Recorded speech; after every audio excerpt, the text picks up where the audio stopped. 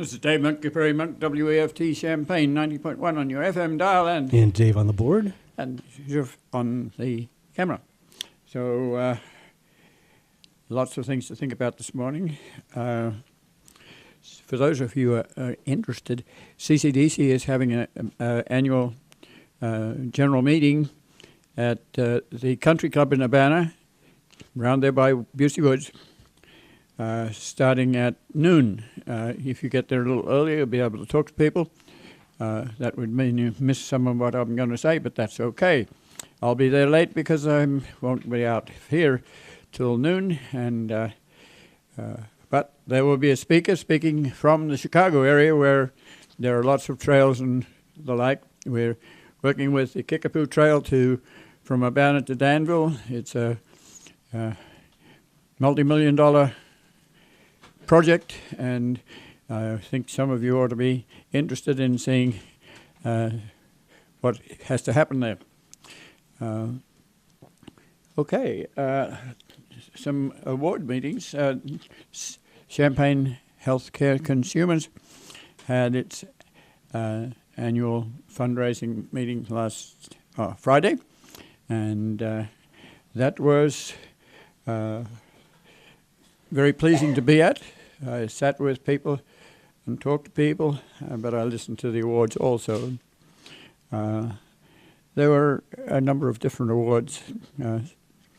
Champaign County Healthcare Consumers has been in action for a long time.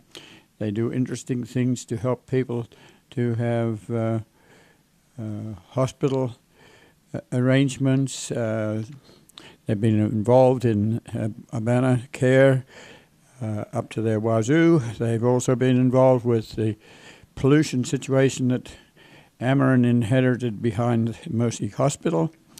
They've been involved with Francis Nelson Health Center and Smile Healthy. And so these are people that were getting the awards. Amanda Hui was a volunteer, but she's more than that. Peggy Orr was a community service person, and more than that. There was an award for Francis Nelson Health Center and Smile Healthy. There was a leadership award for Naomi Jacobson, who's retiring from the House after about 10 years. There was a Lifetime Achievement Award for Esther Patt, who's been for years on the Urbana City Council, has put together the tenants union, and was very much deserving of this award. There was an award for a social justice group of about 4 or 5 people who are in the 5th and Hill Street area over there by the Covenant Hospital, where Ameren took over what used to be a coking plant to provide gas, I think. I'm not quite sure of the reason for it, but it's been there for a long time. It's been there when Illinois Power was there, and there's been a lot of debate with EPA as to what happens with the community next door. Ameren has bought some of the community, which avoids the problem. EPA hasn't necessarily done a very good job, so it was getting an award. It was getting a golden bedpan for not helping, and there was a special recognition of a landscape architect person who was watching the development along the north side of University Avenue and making sure that the North End community didn't lose its character by being overrun by development. And so he got a special award before he leaves town as a graduate. And then there was an award for Sissy Torino, who has been with Healthcare Consumers for about 3 years, but a very successful person to advocate different sorts of medical arrangements that aren't always possible if you don't have an advocate. And so she's leaving town to become a specialist in healthcare, and she's going to attend the University of Illinois in Chicago and has a scholarship to do so. So she was given some accolades too, sort of informally. But Claudia Lenhoff wanted to remind people of projects that healthcare consumers is vitally concerned about. They had spread petitions around the tables for people to sign up as support for the aquifer in Clinton, which is overlain with a landfill, which is accepting PBCs from 5 states with the compliance of the county board. And so there is a move afoot from many different counties that either are sitting on top of the aquifer as it comes through from the Vermilion County to Beardstown and runs into the Illinois River.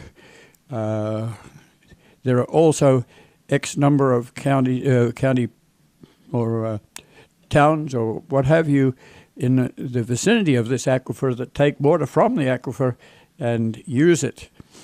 This is a very pure water, which then becomes contaminated, and the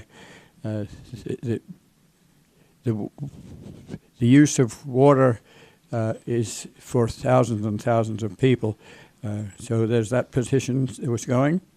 There's continuing Fifth and Hill activities, and there's also continuing Obamacare facilities. Claudia wanted to remind people that she'd had an instance of healthcare herself. She went to the doctor for a general checkup, and the doctor asked her before they were completed if there were any other things that she might think about. She says, well, I had a sort of little cough. And so that led to the discovery that she had a thyroid problem, and not only a thyroid problem, but one of the most mean thyroid problems. And they caught it early, and Claudia wanted to say that this is possible only because she had medical health. Most people who don't have medical health don't go to the doctor when they have a little cough or a bone that's not working properly or a stomach that's not working properly. They tough it out, and then it gets to be worse, and you end up at the emergency center and with expensive health care. And so she wanted to remind people that there's flaws in the Obamacare Act, but it's really letting people have some access to medical health care, and applauds for that. Then during the week, we're going to change right now to South Neal Street in Savoy.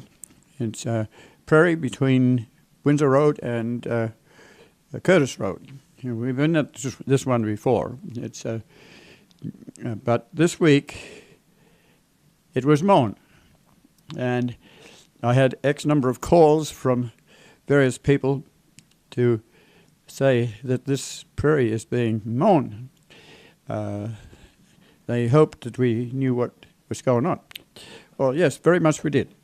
The corridor is about 50 feet wide by a mile long between 2 section roads. It's between Route 45, which parallels what was the Illinois Central Railroad line. The railroad line came first, the road came second. The road was a 2-lane road, and then it got to be a 3-lane road. Then it got to be a 5-lane road, which is at the present time. Well, the prairie grew out to what was now the middle of the 5-lane road. So this corridor is not the world's greatest prairie, but it is a prairie, and it has a lot of native species on it, and you can see it from the road. And if you're traveling at 1 mile an hour to attend a football game or something like that, you can actually see the plants. And you can see the plants when there's 1,000 of them. If there's 1,000 starry-eyed grass, then you see it as a white blush. And that's fantastic. We don't have a trail that you can get out and see. These days, there's the sort of feeling that if you want to inspect such a site, you just walk through it rather than making an alligator trail. You walk through it. There's very little poison ivy in it. We know where it is, and we'll probably get rid of it. Burning helps to get rid of that. There's a little bit of sumac. There's some hyacinth, which is kind of hemlock that is kind of poisonous, and in the family of parsnips and carrots, and we have to do something about that because it's easily recognizable as a farm weed. Some of our prairie plants take off as weeds also, so we have to be careful. There are silphiums, and there are the common 6 or 8 or 10 prairie plants that are very visible and very able to maintain themselves.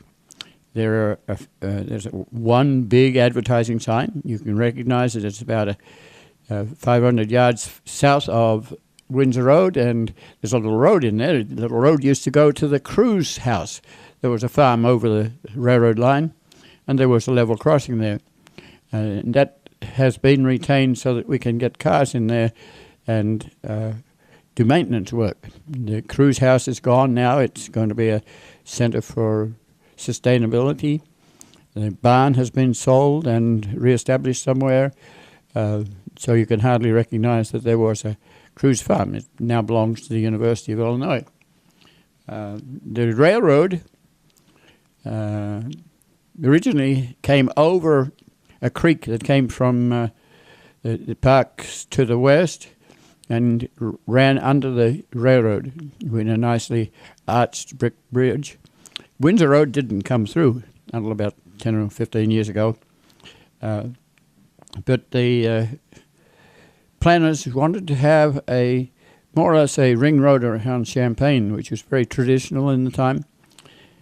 So they acquired room for an extension of Windsor Road from Race Street through the back of the university, right through under the railroad line. So the railroad being encouraged to move their line up so you could have an underpass that didn't get filled with the water. So they did that, 7 feet up and 25 feet to the east. That meant a lot of activity. It meant raising the ballast by 7 feet. Lots of trucks, tandem trucks, moving in gravel and the like. And what was left was a little sliver of railroad bed. And retired railroad bed, no ties, no tracks, but it's sort of a place where you could drive a car with it or without getting bogged. Or the trees have tended to grow over because the trees like to be well drained, and that's what happens with the railroad lines. They're well drained. They also like water, and we have adequate rainfall to provide for that water.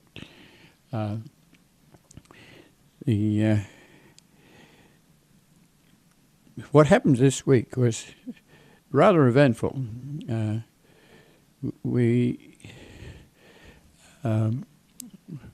Ameren sends letters around. It doesn't exactly say where, what, how, and why they're doing maintenance work, so my immediate response was to call up the engineers in Decatur to find out what's actually going to happen, because we have had prairie sites blanket herbicided, and that's very demeaning when you have spent 30 years trying to save the prairie that was on that site. We are aware that old power lines, when they are expected to carry a lot of grid electricity, get overheated. There's a resistance in there. The copper wires expand, bow down toward trees, and trees can cause a a shorting of the electricity, and that's a problem. So I'm very aware of that situation. So I call up Ameren, and I happen to get hold of a different Ameren person. I have to explain that the people who maintain the Ameren lines are organized by category of the voltage in the line. So if you have 3 different voltages on your corridor as easements, then there'll be 3 different administrators, and they're working with sometimes 3 different contractors.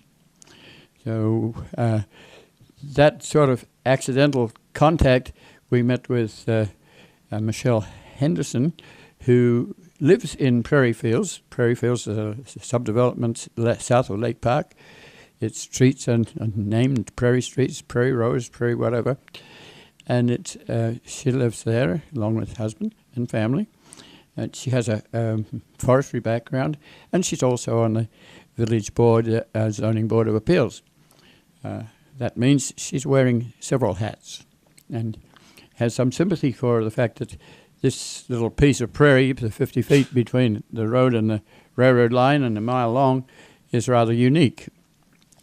So we walked back and forth on that line, and we know the need for burning, but unfortunately this year was not a very good year for burning, because we went straight from winter into late spring, and once you get grass growing, that causes smoke, and so you have to have crews that are very knowledgeable about burning to not have an accident there, or not have allergenic smoke, or what people conceive as allergenic smoke.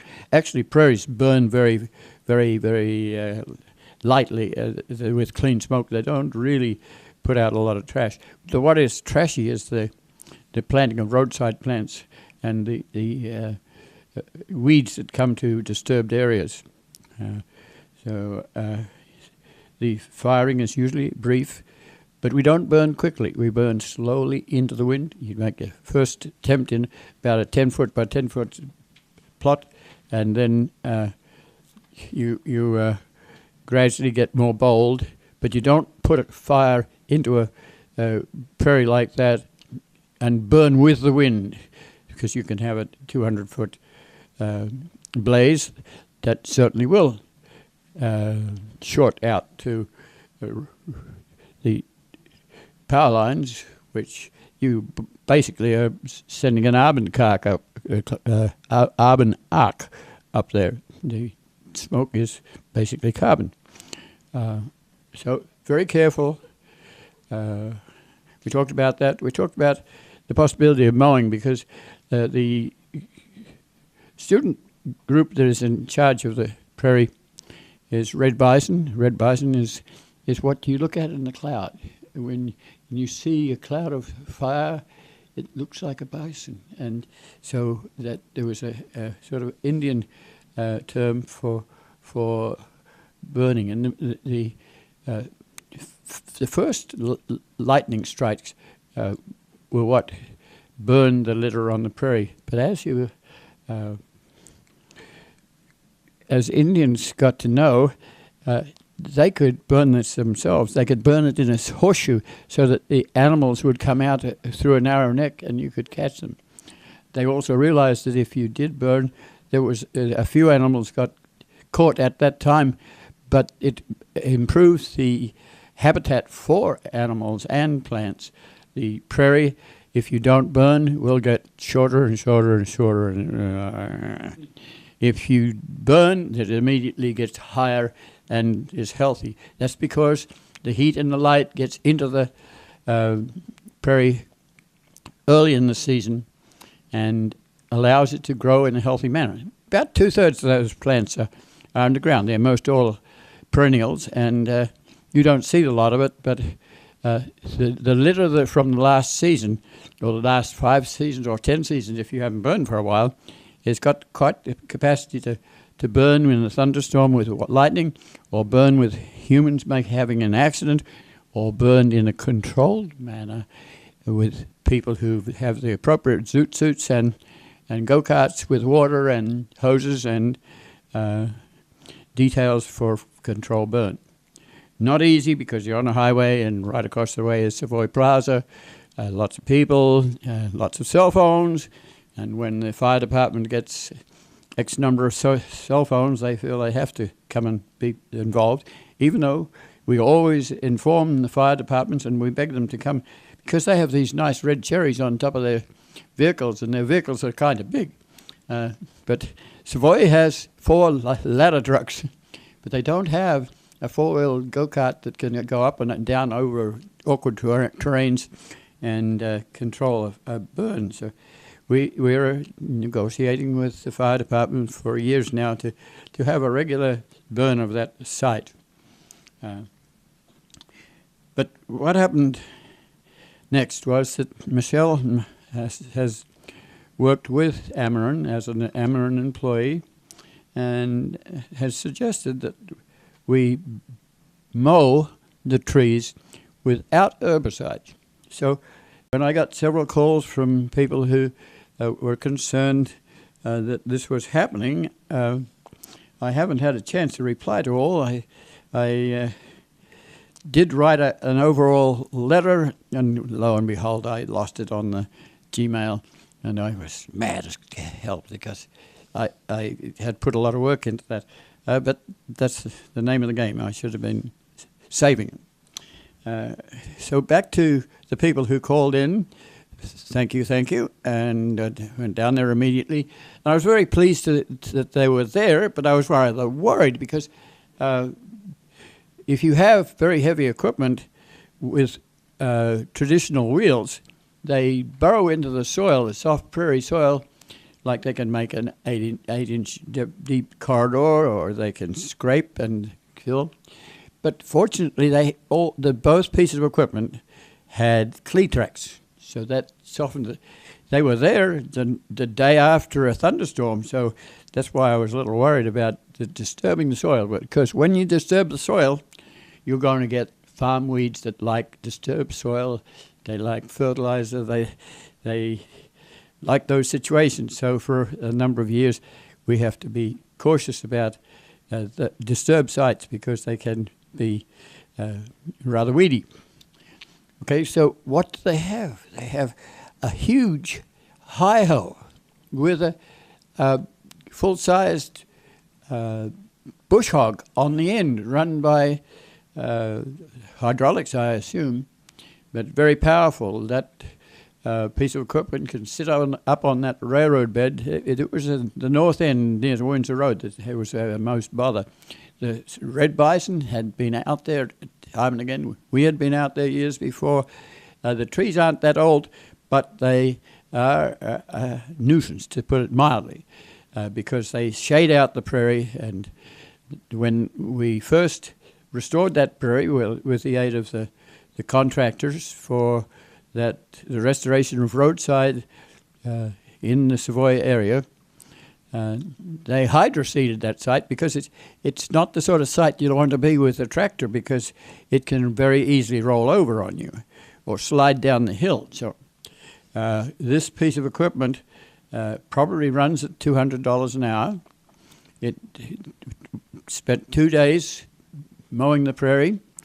It did most of the rough, tough stuff. It could take a tree that was 6 inches across out. We didn't have very many of those, but it can do that. It goes up to the top of the tree and goes right down to the ground and mulches it up. And that tree doesn't grow again. You don't have to herbicide it, folks. So here we were with people that are on it, and they explained that they had come early because they had been told. We had talked to Michelle Henderson, to whom we have to thank for doing this. She had told them that if they waited too late, they would collect and hurt the population of birds and creatures and plants. So to do it early. So that's why they were there straight after the storm. It's still the green grass that belongs to the roadside hasn't not really grown yet. So there they were, and The second piece of equipment was a bobcat with a mower on the front, and that bobcat didn't go to the top of the tree and go down. It pushed the tree over and ground it up. We didn't have a lot of trees on most of the ground. It was that north end that was the real problem. That machinery, the big hi-ho, they work for probably about 10 hours a day, and under contract that machine was brought in from St. Louis, and it takes 70 gallons of gas a day, and so it's doing a lot of work. It has to have an experienced driver, so you're probably paying an experienced driver $100 an hour too. So you have to realize that this was a job that we could never do. We were totally dependent on Amarin.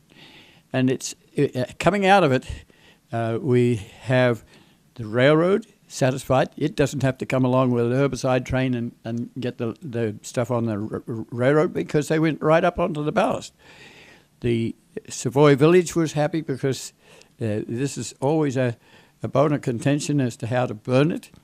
And some people did burn at one stage, and many of the electrical settings on telephone booths and junction boxes and on traffic lights are plastic. So when you have a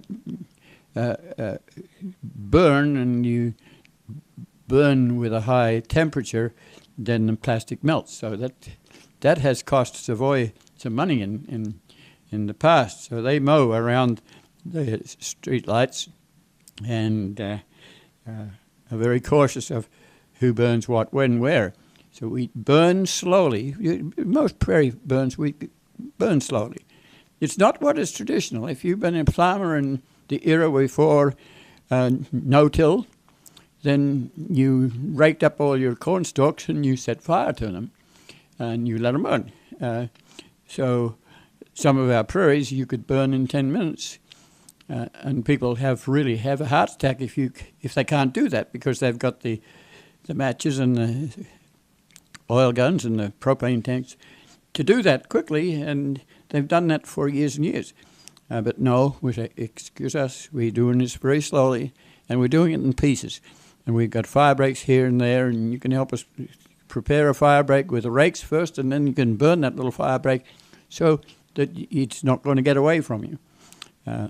So we have to work with farmers especially who have had a traditional way of burning their fields and burning their drainage ditches. So 2 days and the whole job was finished. It looks like a lawn. Some people in Savoy would love to have a lawn there because they sort of look at the prairie as weeds. But excuse us, there's a lot of prairie species in there. There's weeds too. But there's a lot of work needed. So how do you maintain this prairie in 200 years? How do you get people together? So I go to Grand Prairie Friends, who has a lot of fire training and has all the zoot suits and the go-karts, so that they can take a little bit of water and fog it. You don't come with a ladder truck with a 4-inch hose, which erodes the soil rather than putting out the fire. You need soft. We even have plastic jugs that spray on a fire and reduce its. You just don't let it get to the point where your eyebrows are burning or your hair is catching on fire and you can't do anything. You have flappers to push it out. You let it rise about 6 inches, not 200 feet. So just slowly, nicely do it. And at the moment, I'm talking to the fire department. I'm talking to Bill Smith, who's on the city board and is deputy mayor, and I want to show them that the litter is now on the ground, and when it's erect, you can't always burn it easily because the erect stuff will survive sometimes. But if it's on the ground, we can almost burn it now. So how can we do that? That's a big question. Who will get? So I talked to John Marlin. He's been working with the prairie on Florida Avenue. He burned it last week. This week he's planting transplants in, probably yesterday or maybe even today. So that's I'm looking for people who have some status. John with sustainability, for instance, and he looks at me and he says, "But we don't have any people. How do we do this?" And when I talked to Grand Prairie Friends, Jamie Ellis says, "Perhaps next year," but that's not what was in our mind, or it's not in my mind. I think we really need to burn that litter. The other alternative might be to take a hay rake, to find a old-fashioned hay rake that people use to hay rake alfalfa into rows and let it dry, and then take a hay baler and bale it, and then you've got fodder for the winter. So that equipment is around. We could perhaps remove some of the litter. The Department of Transportation, in its wisdom, put switchgrass along the edge, and they put in such a heavy contribution of switchgrass that it makes a statement that I am a prairie, but it also makes a statement that I am almost a weed, because I grow very well, and ducks and geese and whatnot, pheasants can survive in it and have their eggs there in the spring, because switchgrass doesn't sort of drop down like Indian grass or the big blue stem. So on the ditch going down from the road, we mainly had grasses planted by the Department of Transportation. And on the north end, where we knew there was a lot of disturbance, they brought a hydroseeder. What is a hydroseeder? A hydroseeder is a huge tank, and it's like a hose. You spread sort of a wooden fiber on the disturbed soil so that it just doesn't erode away. And then you mix seed with water and spray it from a distance. So you don't have to climb up there with a tractor with a seeder on it and things like that. I was appalled when I saw where the seed came from. The seed came from Kansas. It's low bid seed. If you were to buy Illinois seed, you would have to pay a lot more because you have very little of it, and you have to crawl around railroad lines to collect it. So, could I jump in here with a question? You've just touched on something that I've heard you mention before, talking about where the seed comes from. Now, in the case of like tulips and chrysanthemums and things like that, we may not worry too much where the actual original plant came from. But I know that folks who do things involving prairies, you specifically acquire seeds that are traceable to having come from Champaign-Urbana, or so. Yes. In what situation would you specifically want something from far away, and in what situations would you want the seed to have been retrieved from as near as possible to where you're going to be planting them? The big fear of working with the Department of Transportation is a low bid. We get seed from strange places because you can put a combine harvester across agricultural land and collect prairie at a low cost. So yes, that is, we don't necessarily need to have seed from totally local. It's healthy to have some genetic material from around about, but most of that material that is original prairie has been evolving in 10,000 years. And so you can't replace that by a seed that comes from Kansas that might have June grass in it. You don't, species that are growing on a drier area rather than a damp tall grass prairie. This was a grand prairie. If you go to places like Rantoul, that's where the cordgrass, the big blue stem Indian grass were there. But they were there all with a whole 100 broadleaf plants. And they're the interesting ones. And they have friends and relatives. But even into the 60s, the prairies were regarded as grass prairies. And if you talk to Department of Transportation, often they refer to a prairie as a grass, prairie grasses, without making any recognition of the 100 prairie species. And the grasses wave their wooden leg. You can see the wind moving across them in the fall, and they're nice color. And it looks like a prairie, but it doesn't really look like a prairie. It doesn't have these patches of monarda or bergamot or whatever that would grow. So yes, we try to plant something within 50, 100 miles. If it's in an urban setting and it's not going to be a genetic pool, then we won't worry quite so much if it's a Kansas. Or there is a group of people that sells seed mixes, and then some of those seed mixes aren't tested, aren't qualified, and you can have a weird sort of prairie if you want in a downtown setting where you don't care about the genetics. But if you care about the genetics, and we pick seed off the 45 prairie, so we are a little appalled when we see the bags coming from Kansas.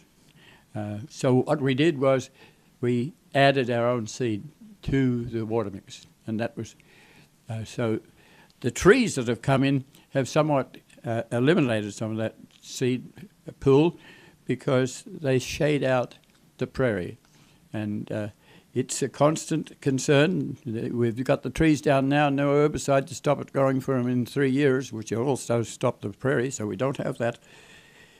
But somehow we have to have enough volunteers to make sure that those trees do not grow again.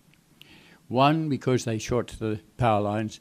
2, because the railroad doesn't like them, and it's railroad property with Ameren easement.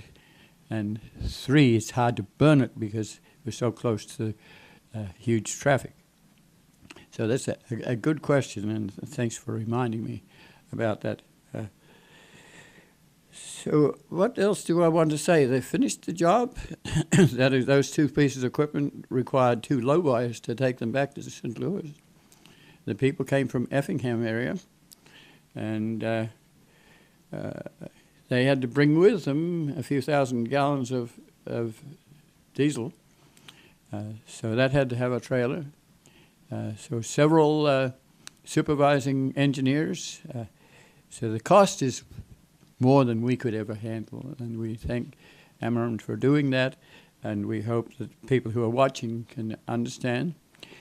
It does look like mowing, and if you were one of those in Savoy that thought that this mowing is neat and tidy, then we can have the potential for an extended hot dog stands or strip mall, and we hope that that won't happen. In order to not have that happen, we have to be out there with this little prairie. It's not your great prairie. It has quite a bit of original stuff. When we were asking them to pull back the topsoil in order to take borrow, which is where they wanted to take soil to go onto the side of the road, we asked them to take the seed pool back on either side, and there were remaining ceanothus or New Jersey tea shrubs, and we had them on a little stand of soil left because they have a huge root system, and you can dig them up. The roots are at least 3 feet. They're fibrous roots rather than not a taproot that goes down, but they were mean shrubs for farmers. When the early settlers came, they would break their plows on these sorts of plants. So we had to remove those in the long run, but we've gotten the same species back. It's a little bit like Dave was saying.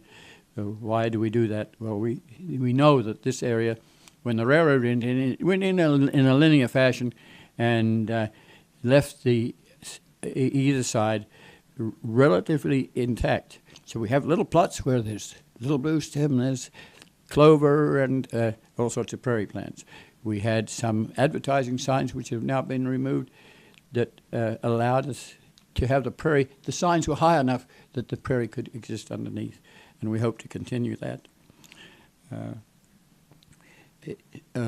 I should say part of the history of this was that as the roads were widened, we spent quite a bit of time taking the sod from the road and putting it in places that were a little depauperate, and we got a grant from the state to move 10 inches of topsoil with these plants around to Lake Park, and that has formed a very interesting Lake Park prairie.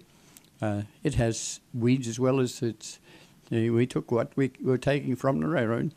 So this has an extension in the Savoy area, and Lake Park is rather proud of its prairie.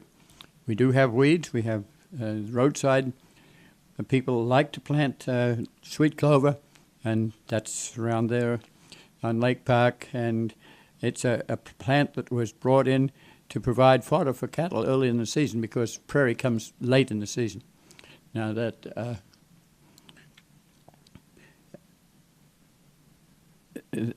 so we know our weeds, and we know our prairie plants that are on the weedy side, and we have sometimes an overabundance of certain species, but that's very typical of a prairie.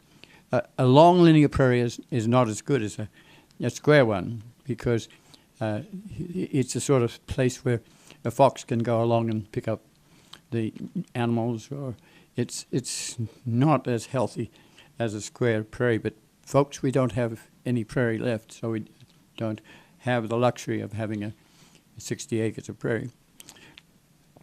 I think that gets my rant about the South 45. Just let me glance here. Part of it is that we're anxious to do the same sort of thing on the Kickapoo Trail, where trees have taken over prairie. The prairie soils are still there. We hope to do this, but that's expenses there. We have a similar situation around by Armenia near to Monticello and Allerton Park, and we have similar situation at White Heath. So at some stage we've had a lot of cooperation from people who have heavy equipment and have lent us front-end loaders to do the moving, and when we got a state grant, we moved, we used a hi-ho to put sod into the tandem trucks. Tandem trucks went around to Lake Park. We sort of, when they were dumped, because of the nature of the dump truck, the prairie was dumped upside down. So we had to take front-end loader and turn it upside the right way. And because it was in the middle of summer, there's a drought in the middle of summer. You have a wet spring and a wet fall and a drought in the summer.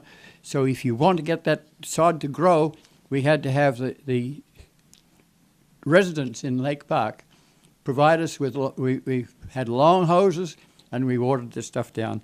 And there's a lot of work there, but I hope that the upcoming generation can continue that sort of thing. Weldon. Yesterday I went with Kim Campbell to Weldon Springs. It's interesting the way we have a little farm invasion there. The segment, which is the railroad right-of-way, which we own with a warranty deed, is already planted. Just the piece on the railroad. Not the fields alongside, but just the piece on the railroad. So I think we're making a statement there. And Kim got to know some of the sites. Weldon Springs looks nice, and we have the possibility of going into Clinton with a rail trail extension at some time. So that was good. Let's see, we got a quarter of an hour. So I'll remind you that the CCDC speaker is from Chicago. The Chicago area, especially the area north of Route 80, has lots of trails. They go through to Hennepin and to the Quad Cities. We were hoping at one stage that we'd get some of our trails to go up through Peoria and around to Hennepin. It didn't happen. We don't always win these things, but that would have involved 56 miles of railroad, abandoned railroad, and interesting abandoned railroad. I wanted to say quickly something about Duke of Ukes will be back in town at the Iron Post, 7 to 9 on May 11th. They'll also be in Kentucky, too. I want to thank Paul for picking up some litter outside. I have to explain what we're talking about. not too long ago, somebody put 4 gallons of used cooking oil into a dumpster, and it leaked. So it leaked massively around the dumpster. This is why this particular act is illegal. But right nearby the dumpster is an 8 by 10 foot hole in the ground, which is where all the junctions for electricity come together. And so you don't have any telephone poles or electric poles in downtown Champaign anymore. They're all underground. But if you do that, you're very likely to have shorting if you are not careful. So that's why you have such a big vault for the electrical contacts. If you let oil into it, you again have carbon, and you can short that out. So I brought that 4 gallons around to in front of ERES, where we do a little bit of salvage from time to time, and I put it in a refrigerator drawer that was leak-proof. This refrigerator drawer did not stay very long because it's also steel, and so you have people who pick up steel. So the leaking plastic 4-gallon jug then was put on the sidewalk. And there we have, if you go past, you'll see a huge oil leak. We eventually caught up with that, and but I selected some paper-based cat litter to put down on it to soak up the oil. So Paul has always been fairly oriented to a neat ambiance outside of WEFT, and we're next door to WEFT, and I know that he can't stand some of this, so he took a bin that contained aluminum cans and used that to pick up the litter, which we have to replace again because the oil has not totally absorbed, and it's now clean for the moment, but a big oil patch. But I thank Paul for being interested in the ambiance, but you have to understand that salvage is not easy. Salvage costs money. I figure that in the last year, the salvage I have taken out of the various dumpsters around here, the plastic and the aluminum and wood, and I have a little bit here somewhere. Let me get my, here, yes. This is a chair, and this chair was put into the dumpster, which means that it takes up all the room in the dumpster. So we have garbage overflowing. So about 8 screw holes, and you take the screws out, and here's probably about 15 pounds of steel, which should go to the proper place. I figured to take that sort of equipment out of the dumpster, to take a wooden chair that mainly only needs gluing together, over and over, it probably costs about $2,000 a year for me to do that at a rough price of $10 an hour or something like that. So there's a cost there. We don't go to anyone and say, can you help us? Sometimes we would like to. Every once in a while we get a handout from someone who thinks we're homeless, and we get a donation of $5 or $10. But otherwise, it's costly to do that. But this is demonstration. And when I went to the healthcare consumers, I was meeting with people, and one of them was someone who brought 2 cans, and to know, so that I would know how to recycle the 2 cans. If you have something like latex plant, you can move it by just washing it out, and that can go. The empty can can go to recycle. At the same healthcare consumers, I was talking to a person from St. Joe, and they were worried about fluorescent lights. Can you recycle them? Well, no. If you call up EPA, they say if you only have 1 or 2, just throw it in the junk. Tippers and other light-oriented hardware stores will take them, perhaps, and there's mercury in there, so it behooves us to do that. I was also talking to other people at the healthcare consumers, and that reminds me to say that some of this stuff is friendly. You're associating with people, you're talking to people, and including we're talking to Paul. I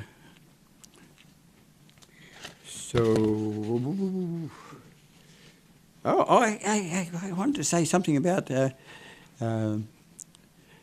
Mason Carter. Mason Carter worked for Allied Casting. It's over there by Country Fair, and we happened to occupy part of a warehouse that was used by Allied Casting to knock off the glitches that come with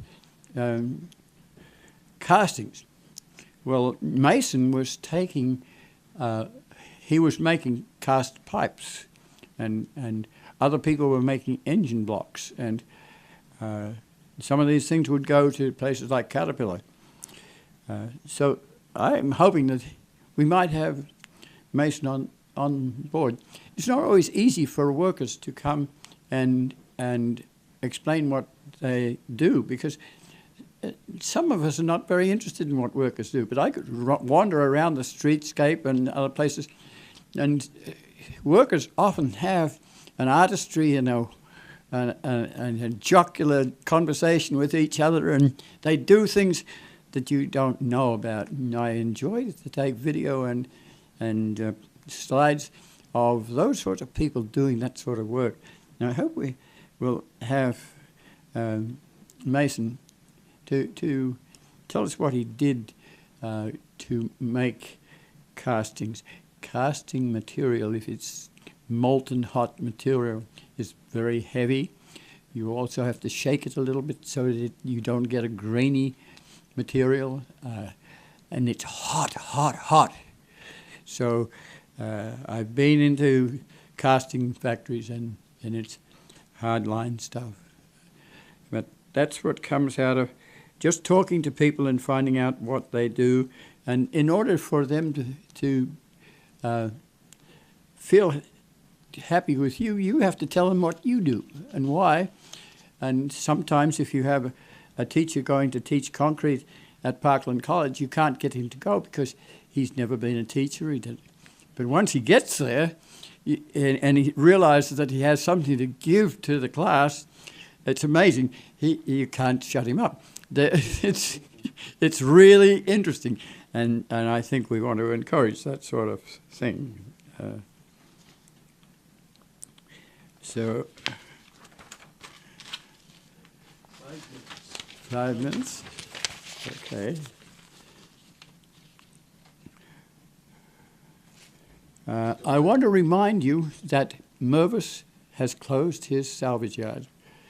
Mr. Mervis has a headquarters in Vermilion County, and he now has an outlet on Cunningham Avenue. And he's taking plastic, which he wasn't taking before. But the plastic, I've been testing it out, the plastic is basically plastic that's in water containers or pop. It's soft plastic. It's not hard plastic, folks. It's not the sort of plastic that you have in, say, a bed where you have most all, not cotton, but a plastic-based fiber. They're not doing that. And what's disappointing about this is that all the local people that go down Market Street in front of WEFT with a go-kart with salvage material in it aren't going to take their go-kart 5 or 6 miles to Cunningham Avenue. That means you have to get into a pickup truck or something like that and take your stuff. So it costs you in gallons of gas and costs you in time, and it means that we folk, little folk, don't end up going there. So what happens to the junk that sits around? The homeless people have often been rather helpful in taking that junk. Sometimes they take too much, but that's another story. You have to be careful that if we have a little piece of steel on our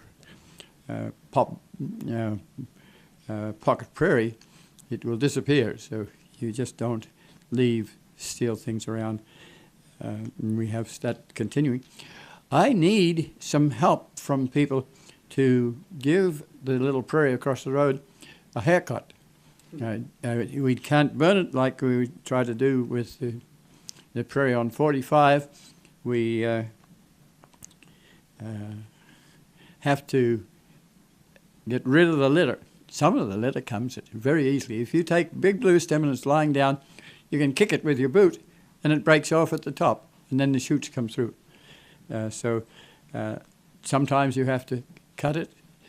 The green is coming through for the next generation, so I need volunteers to work with that and other little prairies around.